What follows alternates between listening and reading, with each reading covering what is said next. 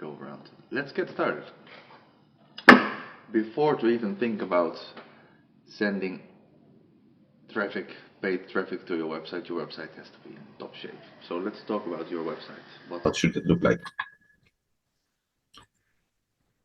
First of all, what's the definition of a website? To me, it's something you fully control. I'm not a fan of Shopify or Facebook pages or even YouTube channels to promote, because there you depend on external parties for your business, and I think that is a liability. So own your stuff, own your website, have your own web hosting. So we'll be talking about types of web hosting, types of website content management systems, the general Google Ads requirements, and a little bit more detail on the best practices for landing pages and conversions. Let's start with web hosting. As I said before, an external platform would be Shopify, would be your Facebook page, would be your YouTube channel, would be your LinkedIn profile. Those are external pages, and on an external platform, Shopify is very widely used. So yeah, you can start off with that, of course, but I always prefer to have my own hosting. Typically, if you have one website, you start with shared hosting. Those are the cheapest packages available for $2, $5, or $10 per month, something like that. And there your website is hosted together with a bunch of other websites on a server. Next, if you have a larger business with various different websites, it might become interesting to have a virtual private server.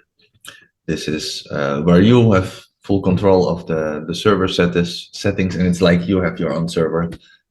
Just in fact, it's a partition of a disk somewhere, someplace. And the last possibility is to have your own server in-house, or your server infrastructure, I should say, because one server is not a server. You should have always backups, mirrors running in case of one goes down. So then we're talking about like Amazon Web Services. If you have if you're building an empire. What else? What content management systems are there around? The most used is still WordPress, which is a mashup of HTML, CSS, and PHP is the language used to throw the content around and to sort the pages. And actually looked up what is the percentage right now. There we go. I cannot see my tabs because of this zoom bar. That is not very practical. I automatically entered the ChatGPT chat because I'm using Bing. I don't want to all my search preferences pop up. So where is it? Yeah, I was asking about the CMN usage here. And I had such a nice conversation, it went away. So let's have a click here. What do they say? I don't know what is this source, but CMS market share 2023. So, okay, well, here we have a list. WordPress, Wix, Squarespace, Joomla, GoDaddy Builder, Weebly, Duda, never heard of those, Blogger, Drupal. This is more older stuff, but there's still something going around. I did work with the Joomla. I didn't like that. No, I don't even know Wix or Squarespace. I just work with WordPress. The thing with this CMS is once you know one, you know one. Once you know two, you know two. Once you know three, you know them all. No, it's basically the same content system to manage your content, and it typically has a text editor, which can be an HTML editor or a text editor for people who don't know how to use HTML and just want to write their stuff. So yeah, WordPress the biggest, and there's other options. Let's see what those other options are.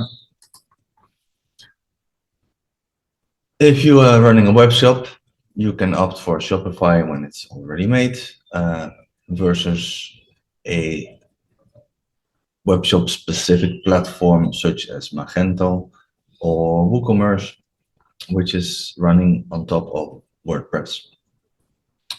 And those are the basic options for web shops when you're selling more than 20 products, so to speak.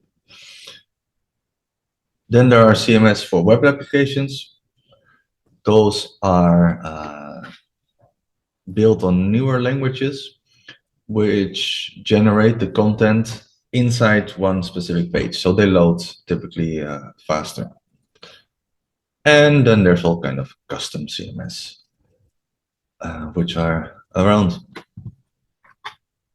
And what you should know is a website always has a backend and a front end, and like a visible site to the user and the code on the backend. And inside the code, you can add and insert all kinds of things for measurements to measure what's going on your website. More about that later. So first, general Google Ads requirements. You can look them up at support@google.com/ads policy. I opened it here, looks like this. There is a lot of things that you are not allowed to do. Abusing the ad network, advertise alcohol, counterfeit goods, cryptocurrencies, not allowed.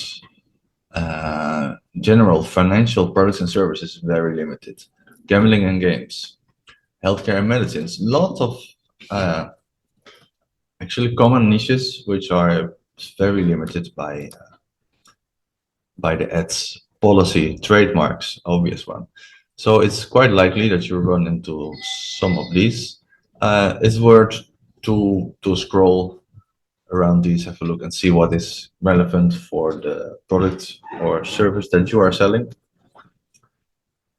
and check it out. That's all I say about it. Just make sure you saw this at least before to set up your account. And your websites need to have terms and conditions and a privacy policy. There's generators for that. Just pick one, generate your terms and conditions, and off you go. When you are an established business, of course, you may already have terms and conditions reviewed or built by your legal counsel. This is not legal advice, I should say. So always take your legal counsel in consideration for the terms and condition. But personally, I think these terms and conditions generator can save you a lot of time in the process. What else? Your website needs to have contact details, and I stated already in the previous video that your contact details need to make sense. They need to, in the ideal case, match the country you're advertising from and the credit card you use for your billing information. If these are aligned, then there's less chance of your account getting flagged for that before even getting started. It needs to have content, your website. Cannot be all empty pages. You need to have at least 300 words on your main pages, and preferably more. So make sure you have a couple of pages out, and yeah, that's important. And not too many outgoing links. Google Ads is not built to use in affiliate promotion schemes. Before that, it was a term, it's called made for AdSense. So there people were buying paid traffic at a low rate and then forwarded it, getting clicks on the AdSense where people paid more for basically the same search terms, and they did an arbitrage from that. That's no longer allowed for obvious reasons. Make sure, of course, you can run an affiliate business, but your site has to add value. And that is, I think, the most. You cannot just display an ad and forward the user to the affiliate that you're pointing them at. Make sure you give some added value, you give some background information, you do a review, you're putting their services in perspective, a comparison. You have to make something that really adds value to the user, and then it's okay to do affiliate marketing as well as part of your model. That being said, the cost per click is going up, and most success, I think, nowadays can be achieved when you are the business owner. So no drop shipping, be the product owner. You know, that is cut out all the middlemen and deliver the product yourself. That is the way to go, if you ask me. Products or services, either those. And make sure your website is fast. Make sure it's really fast. You can test that here. Here I have my sample site that I'm actually just building. This is absolutely not ready yet to advertise. I have just a couple of lines of text, a YouTube video on the front page, which is actually pretty bad for loading time, and a couple of outgoing links, and that's it. There's not much going on, but I just want to show that when you use WordPress with, I think, the Astra theme I used in this case, you go to pagespeed.web.dev, and then you can check the performance of your website. And out of the box, this is looking very, very well. Excellent performance, accessibility, best practices, and SEO used. What can I say about this? To keep your site fast, make sure you don't put large images on it. That is the biggest mistake people make. They make a fancy designed website, and because of the images they use, look, there's seconds where it stays blank on this super fast loading website. 1 second, nothing. No, that is terrible. In fact, people are so impatient nowadays. They want to see what they're looking for right away. If not, they're gone. So be faster, be the fastest if you want to make any chance of success. And of course, you can hire a speed optimization expert to do so, to check your website. But basically, don't pack it with plugins. Don't pack it with videos and images. Just keep it simple, get the information out there, get the text out there, and that will help you on both sides. This will help you to get your organic search results, and it will help you to pay less per click when you're using Google Ads, because your site is more relevant, because Google can see actually what your site is about, and it makes sense that you're advertising on that site because the keywords actually occur on your landing pages. So this is about content, loading time, keywords. I just mentioned keywords. Best practices for landing pages is before to write anything besides the general business idea, is to do some keyword research. And more on that later, what tools you can use, but in general, you have to write what people are searching for. That is so important. And if you are including the keywords that you're later on will be bidding on in your content, this will help you a lot in terms of relevancy and paying less for your advertising. Next, artificial intelligence versus human content. I will always be favoring human. I'm already getting sick and tired of these AI generated texts, which are pretty obvious, lame language. You can pick them out easily. And just get a human eye to watch and invest some bucks in good content if you have someone write it. Of course, they can use AI for general IDs and choosing the topics, but please hire someone to do the writing and don't. I think it's spamming to use ChatGTP for content. And copywriting is an art by itself. It's salesmanship in print. And apart from filling up your website with relevant topics around keywords, the copywriting is actually about selling. And it is worthwhile to put some attention on that. Make sure your copywriting is spot on. There's tons of indicators. I can share what you can use to evaluate your landing pages on the copywriting quality. To name a few, speak directly to the person to your ideal prospect. Name your prospect. So many businesses, they very fluffy talk about what they do. We are doing this and this, since that and that, and we're the best in blah blah blah. That is such a boring content. It's not working. To write effectively, you have to address your prospect, your ideal customer. Talk to them as we're talking now. Like you're talking to a person. So don't use too much jargon and speak as you explain to your kids what your work is about, what your company is doing. In simple wording, use simple words. Don't use complex wording to make it more interesting. Keep it simple. There we go. Keep it simple. Next point. And there's trust elements that your website needs to have.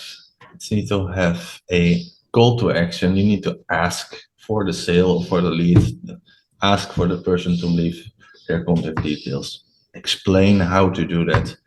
Really step by step. That helps to showing the process. It helps, and it's already like you assume that they are there to do business with you, and by assuming that, you can take them to the next steps and explain how you will handle their request next. So there's page builders. Page builders are again very fancy looking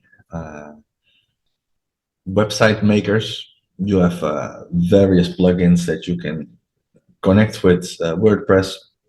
You have external page builders that you can link your website with, where you can easily drag and drop elements such as a contact form, such as photo, video, blogs, reviews. There are all these elements.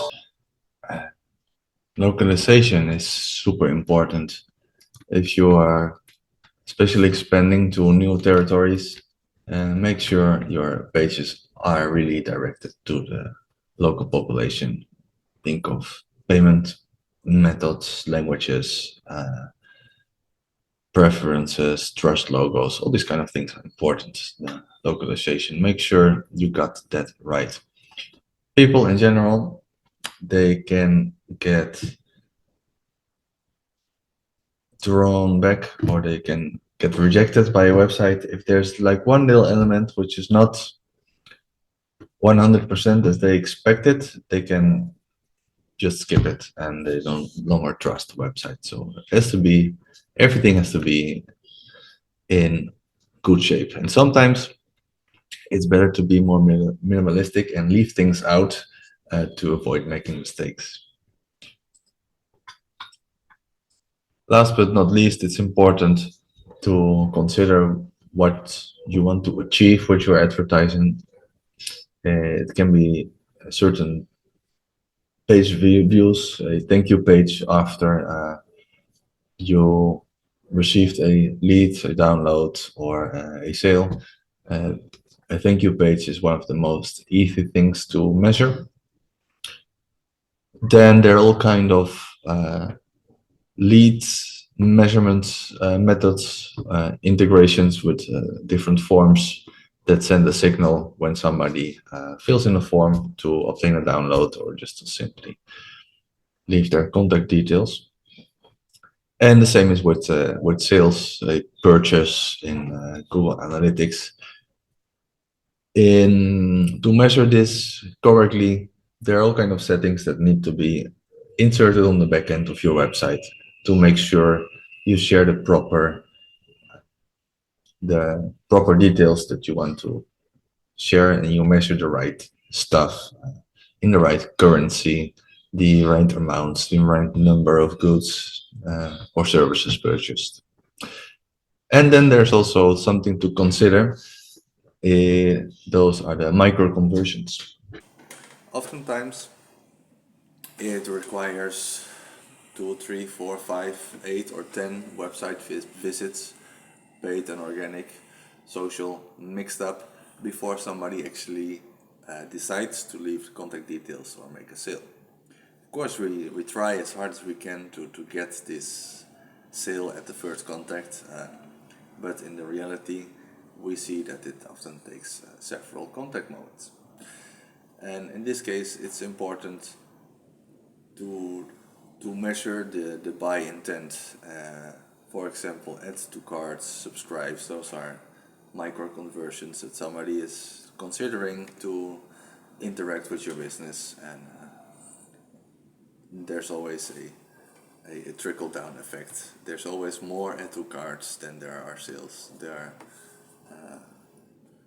So measure as many contact points as possible, and that can help you to later on optimize and automate your bidding on Google Ads. That's all background information I wanted to share. So in the next lesson, I will dive into the Google Ads account settings